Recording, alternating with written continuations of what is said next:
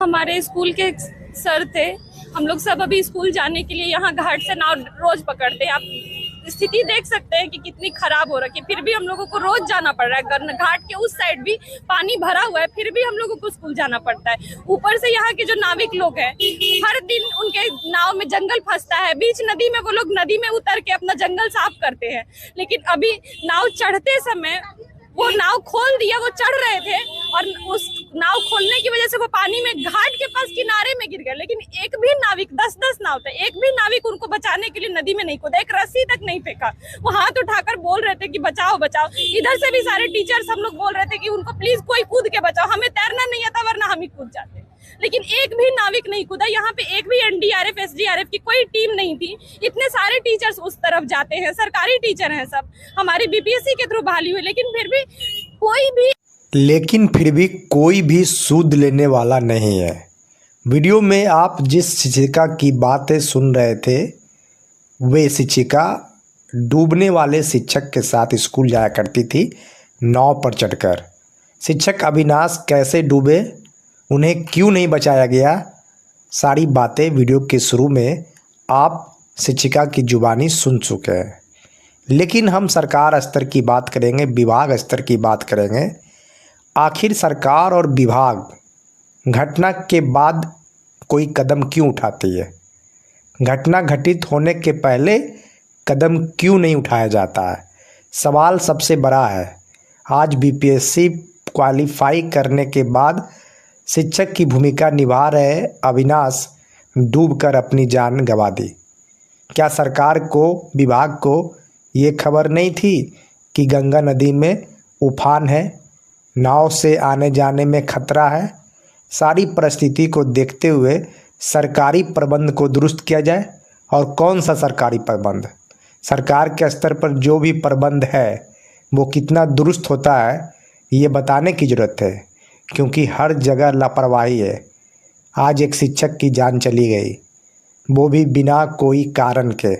शिक्षक अपने दायित्व को निभाते निभाते अपने जान को गंवा दिए। और सरकार क्या कर रही है, विभाग क्या कर रही है?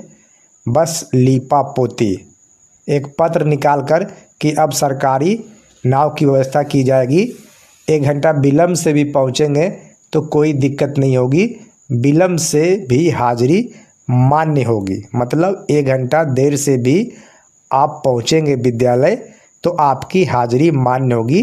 वैसे जगहों पर जहां विद्यालय बाढ़ से ग्रसित है, आने जाने में काफ़ी परेशानी है, यह सुविधा अगस्त और सितंबर माह के लिए मान्य होगी। लेकिन सवाल सबसे बड़ा है, शिक्षक की जब जान चली जाती है तब सरकार स्तर पर, विभाग स्तर पर ऐसे पत्र और निर्णय देखने को मिलते हैं। साहब, आप बीपीएससी से बहाली कर दिए, नाम बड़ा बड़ा दे दिए, पोस्टिंग नदी पार, पहाड़, ग्रामीण क्षेत्रों में दी गई, कोई बात नहीं। पोस्टिंग जहां भी हो, ड्यूटी वहां करने के लिए लोग तैयार है। जान की बाजी लगाकर शिक्षक जा रहे हैं, शिक्षिका जा रही है और पढ़ा रहे। लेकिन सरकार का दायित्व क्या?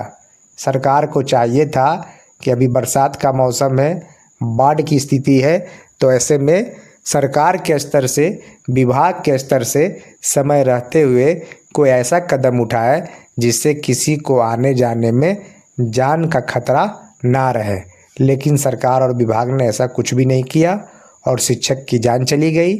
आपने वीडियो के शुरू में देखा कि शिक्षिका ने क्या बताई और शिक्षक का जान क्यों गया, किसकी लापरवाही है, सारी चीज़ें स्पष्ट है। अब ऐसे में देखना होगा कि आने वाले समय में विभाग और सरकार कितना इससे सीखती है और होने वाले घटनाओं पर रोक लगा पाती है। फिलहाल आप टीचर जंक्शन देखिए।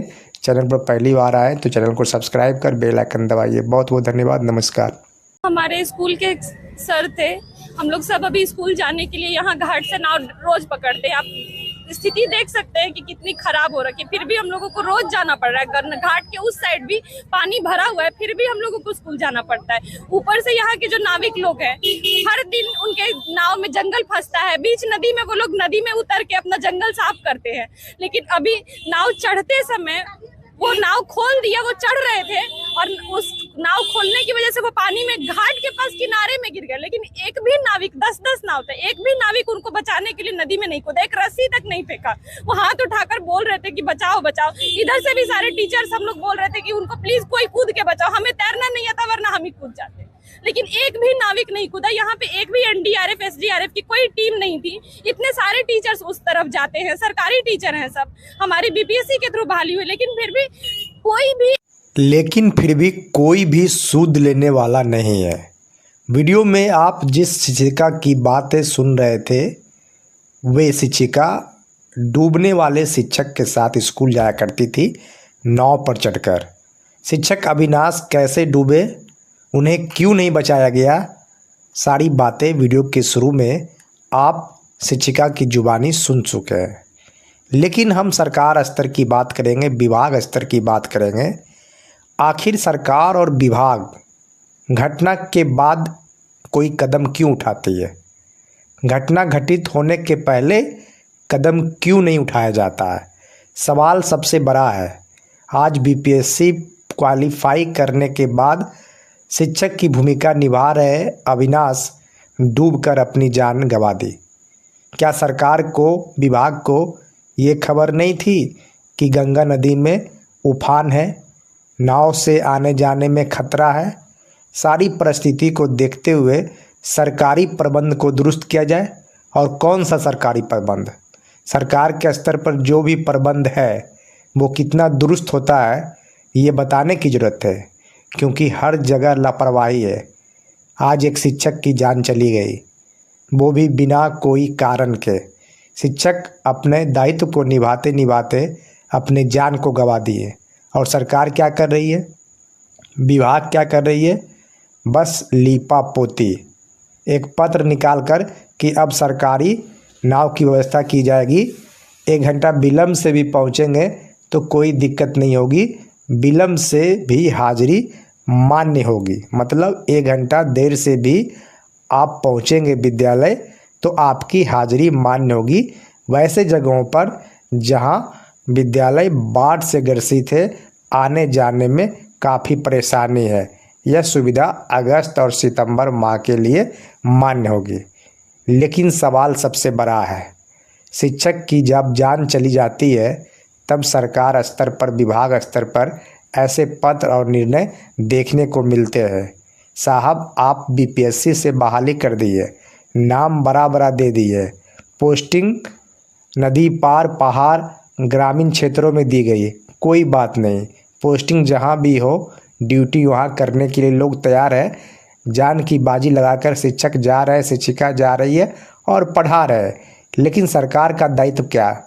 सरकार को चाहिए था कि अभी बरसात का मौसम है, बाढ़ की स्थिति है, तो ऐसे में सरकार के स्तर से, विभाग के स्तर से समय रहते हुए कोई ऐसा कदम उठाए जिससे किसी को आने जाने में जान का खतरा ना रहे। लेकिन सरकार और विभाग ने ऐसा कुछ भी नहीं किया और शिक्षक की जान चली गई। आपने वीडियो के शुरू में देखा कि शिक्षिका ने क्या बताई और शिक्षक का जान क्यों गया, किसकी लापरवाही है, सारी चीज़ें स्पष्ट है। अब ऐसे में देखना होगा कि आने वाले समय में विभाग और सरकार कितना इससे सीखती है और होने वाले घटनाओं पर रोक लगा पाती है। फिलहाल आप टीचर जंक्शन देखिए। चैनल पर पहली बार आए तो चैनल को सब्सक्राइब कर बेल आइकन दबाइए। बहुत बहुत धन्यवाद। नमस्कार।